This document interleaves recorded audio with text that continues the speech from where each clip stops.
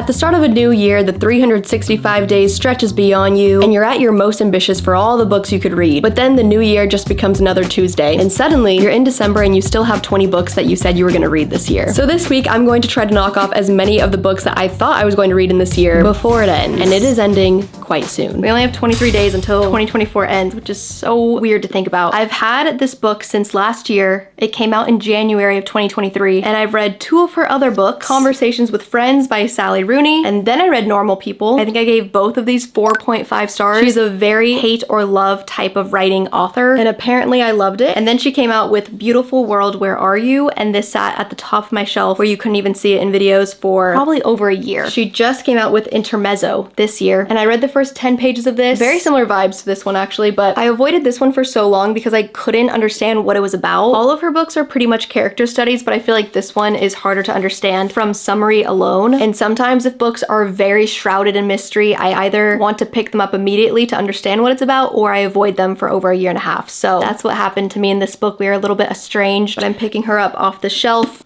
dusting her off, and we are going to read her before this year ends. Let me start reading and then I'll let you know what it's about.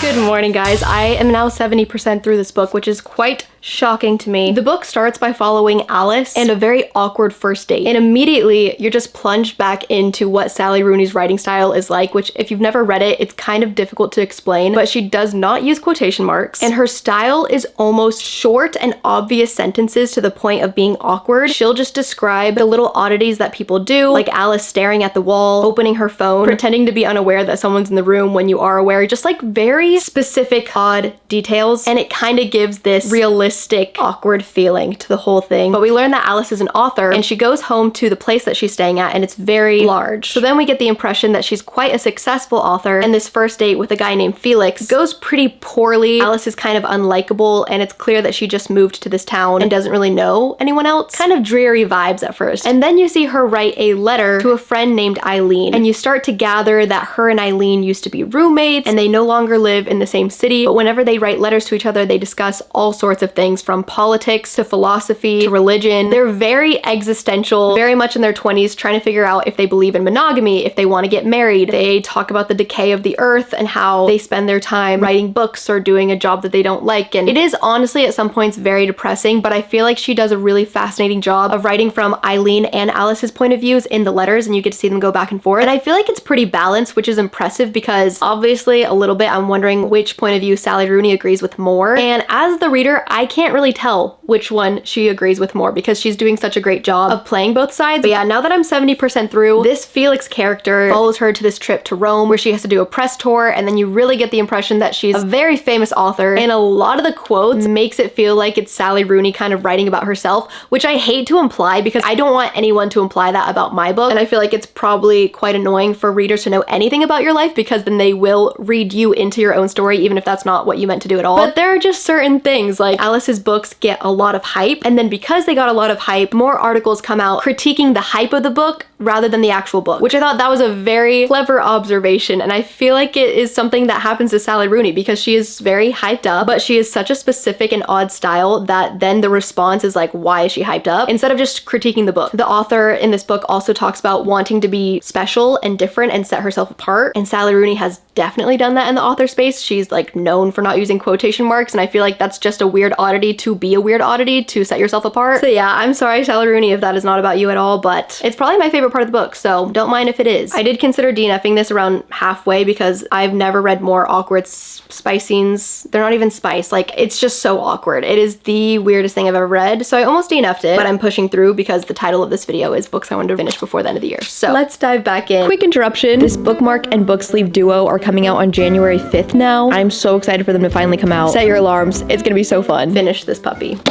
finished it. I said at the beginning that Sally Rooney was a very hit or miss author, and she was a hit for me with these 2 books. And this one, I do have to say, was a complete miss, but not in the way that I believe it's a bad book or would rate it like less than 3 stars, because I feel like she is so talented. How do you rate a book from someone whose work you love and who you believe is talented, but you just didn't connect with this story? It's like not really a statement about them as an author. It's just because I didn't connect to this one in particular. And I was thinking about it because this is a literary fiction book, and I couldn't really understand why I disliked it. But when I think about literary fiction that I do like, it's usually because I very heavily relate to the story, or the writing is so interesting, or it's about a topic that I find really interesting that I actually don't relate to at all, but I find fascinating to read about. This one I could not have related to less, and their lives as a whole and them as people were probably the least relatable thing I've ever read, but it also wasn't fascinating enough for me to like it either. So it just kind of is like it just felt like reading a book that was like someone else's favorite, but not mine, and the whole time I'm just kind of looking at it like,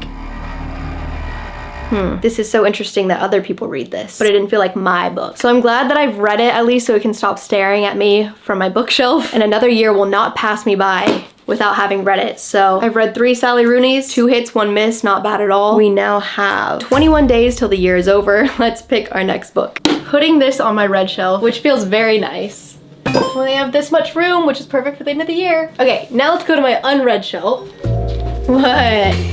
This is my unread shelf, or my more immediate TBR, because there are a lot more books that I haven't read. I went on a walk earlier today and started the audiobook of the next book that I chose, and it solidified my choice as the next book that I want to read before this year ends, which is, guess when my finger's gonna stop? Emma of 83rd Street by Audrey Bellezza and Emily Harding. This is like a New York City rom-com. I thought it was more literary fiction. I'm learning now it's more rom-com, and I could not get past the first chapter in this book, so I put it down for a really long time. So I listened to the audiobook, and the audiobook is a really fun time, a romp even, I would say. But I chose this because I was at a local bookstore and there was a employee recommendation of this book, and I've always just noticed the cover, and I also love books set in New York City, and I really dislike reading a chapter of a book and then putting it on my shelf for a year, and I don't want that to happen to this book. So let's read this before the year ends. We have 21 days. Emma of 83rd, Haley of Texas.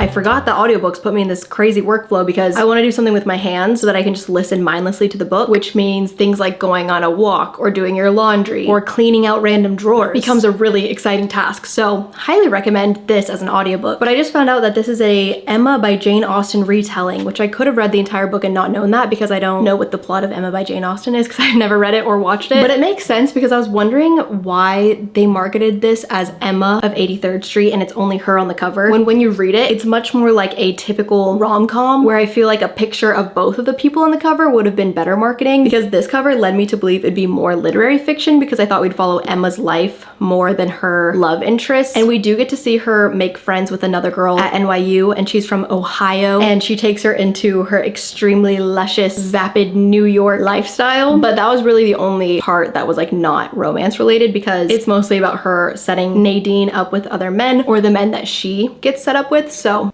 I finished Emma of 83rd Street. I kept thinking that I would switch from the audiobook to reading it physically and back and forth, but when I tell you I was on such a roll yesterday, I just kept finding things to clean so that I could keep listening. I think this honestly made a better audiobook than reading experience, at least for me with rom-coms right now. They're so light and fun, and I feel like listening to them is kind of the same sort of like passive feeling I get from reading these types of books. Like there aren't quotes that I want to slow down to highlight or themes that I want to really think about. So audiobooking is pretty great for that and getting a bunch of tasks done. But the thing that I loved the most about this book probably is the setting and the fact that she is a rich socialite in New York City, and her sister marries the brother who lives next door to them. And this romance is between Emma and the next door neighbor, who is also her sister's husband's brother. But they live in this like 4-story New York City apartment. She goes to NYU for art school, and that was just a great atmosphere, especially for like a light and bubbly book. Now the critiques I have of this book is that there was way more spice scenes. I low-key thought there would be none in here, and if there were, maybe one, and like not that graphic. And let me remind you, I was listening to this on audio, okay? So I'm like mid dishwasher, and it's just very jarring for the vibe of the rest of the book. And I really dislike when books do that, when they have this light, airy, bubbly, lighthearted, happy feel. Nothing is that serious, and then suddenly you get to that scene and the language is just so out of left field. And that happened, I think, like 3 times. So basically what I'm saying is a lot of this book is just not what I expected. I expected literary fiction, I expected no spice, and it was a romantic comedy with a lot of spice. So I really hate rating books based off of being misled from marketing, because it's like probably not even the author's fault really, but it really is crazy how expectations largely dictate your experience, and that is true in this case. But I think I'm gonna give it 3.5 stars because I really enjoyed the first half of the book on audio, and I'm glad that I finally read it. And I also feel very productive because I read 2 books in 2 days, and I haven't done that in so long. We have 20 days until the end of 2024. Let's pick another book to read. This is so fun. I feel like I'm on a roll. Putting it on my red shelf,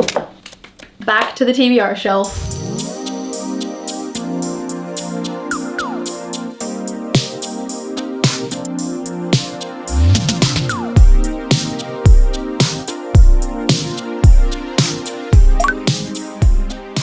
I chose The Wedding People from my shelf because I think I was left wanting an actual literary fiction book, and I know that this one actually is that. And similarly, I read the first chapter of this, was very shocked by the premise of the book, so then I put it down because it felt very sad. But then I kept seeing reviews from people saying this was their favorite book of the year, and I got the impression that maybe it wasn't as sad as I was thinking it was going to be, because chapter 1, you follow Phoebe. She's checking into this very gorgeous hotel in Rhode Island, and she comes there with one plan in mind, and that is to end her life. So I was very jarred by that premise, thought it would be a very sad book. But then she realizes that she is the only guest in this hotel who is not there for this beautiful $1 million wedding going on. And she starts to overhear the conversations from the very vapid seeming bride and her friends and her family and a bunch of uncles named Jim. And the bride runs into her on the elevator, finds out her plan, and is not happy about it at all because it's her wedding week and she can't have this happen during her wedding week. So I'm 95 pages into it now. It's definitely not as sad as I thought it would be. I still find the entire premise extremely sad, obviously, but from the people who have said this is their favorite book of the year, they usually read really happy books. So I think that this won't be what I think it is, but I also just realized from reading the back cover that this is the same author of Notes on Your Sudden Disappearance, which I never read, even though it won tons of awards. It was named Best Book of 2022 by the Chicago Tribune, but I never read it because it seemed really dark and sad. So that makes a little bit more sense now. But I'm really liking it so far. I think that she's very masterful at writing dialogue. The chapters are not numbered and they're very long, and the dialogue between Phoebe and the bride is honestly hilarious, and she really writes how people talk. I'm really excited that I'm finally reading this. I'm excited to be reading in general because I've been writing my own book, and when I write, I don't read very much. So I'm just having a very fun time lounging around reading. I took a photo of this one quote from the book that says, "She undresses to her underwear, black lace the fanciest she owns, because she had refused to die in bad underwear. She wraps herself in the giant fluffy robe, the kind she's seen at hotels before but for some reason has never thought once about wearing. Yet now it seems like it was put there by God just so she could feel soft in this moment." And speaking of feeling soft, I want to feel soft and cozy when I'm reading all day, when I'm doing anything, really. And I'm wearing all Skims right now, but the Fits Everybody collection by them, for undergarments specifically, is absolutely amazing. It's butter soft, and it's usually the first thing that you're putting on in the morning, so you don't want to wear something that feels scratchy or restrictive. And I'm always very in between because I don't want to wear like a super constructive form-fitting bra, but then I also don't want to wear a sports bra because sometimes those are too restrictive and uncomfortable. So I got this scoop bralette from the Fits Everybody collection, and it's the perfect solution to that. It's restrictive enough to look good, but without being uncomfortable, and that applies to the underwear too. I'm also wearing this tank from earlier in the video, which is also from Skims. It's actually crazy. I've been a fan of them for over a year and had bought a set from the Fits Everybody collection before I even got this brand deal. So this is the most natural thing to me. If anything, I'm very honored to be saying them. Scoop bralette is perfect. So you can click my link in the description to shop. They have sizes extra small to 4X. And then after you place your order, when there's a survey that says, "How did you find us?" you can click YouTube and then my name to show them that you came from me and support. Plus, if you're looking for gifts for the entire family, they just launched their biggest holiday shop ever, which you can also shop at skims.com. And I did buy my husband some things that are going in his stocking stuffer. So thank you for sponsoring this, Skims. I'm cozy all day reading my book, which is what I'm going to go back to doing right now. I think I have 270 pages left. Honestly, not bad for starting today.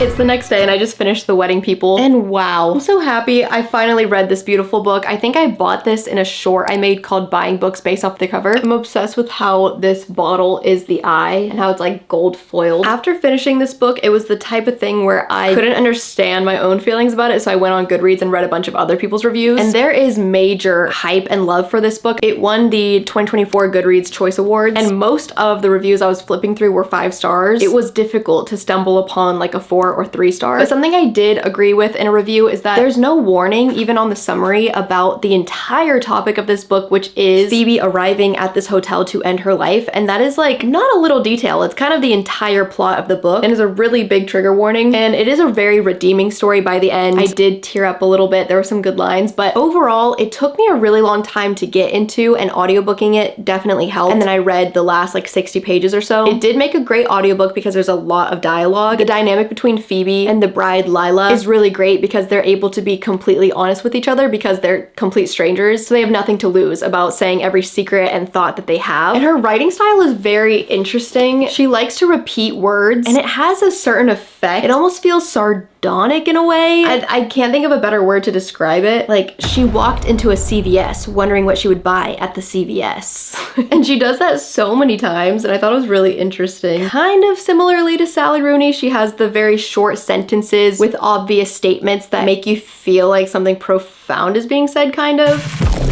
Man, I can't find my example. But I do think it is the writing style that wasn't hitting for me. I think I'm learning that I like a more flowery, lyrical writing style. If anything, I like when there's too many words rather than short and sweet and to the point. But then sometimes there's like Annabelle Monaghan, who writes romances in a literary fiction style, and I love that. But if you look at some of my favorite authors like Ministry of Time or like a nonfiction C.S. Lewis book, it's so wordy and they like to use language in a very interesting way. And I feel like this type of writing style is just, she felt hurt, and so she moved on. She went to the next door neighbor and said, like, I don't know, it doesn't really hit for me. Definitely a fascinating idea though, and I was certainly rooting for Phoebe and was relieved for her when she found the beauty in living again, and when she was meeting people who she felt alive by meeting. And the way that she described all of the time that she was living as bonus because she didn't expect to get that far was really profound, I feel like. I'm very glad that I read it. I'm gonna give it 4 stars, so it's a very high rating. I just don't know who I would recommend it to because it does feel like such a heavy subject matter, but I could not be happier to move this from my TBR shelf to my red shelf. I've been staring at this thing since the summer. We're running out of space on the books that I read this year shelf. What should we read next? Guys, we've read 3 books in 3 days. I haven't read this fast in so long. I feel like my old self. And now we have 19 days until the year ends. This is so satisfying to me. Let's see how many books I've read all year. That was my 77th book of the year. My goal was 100, but then I wrote my own book this year, so that's not happening. I also read my own book all the way through at least twice, so if you want to count that, that'd be like 79 books. I'm really on a literary fiction kick. I don't know if I should keep going down that route or take a hard left turn. This is so exciting. What should I read next? I could read a thriller, I could read another literary fiction, I could read a fantasy romance. Maybe I am literary fictioned out.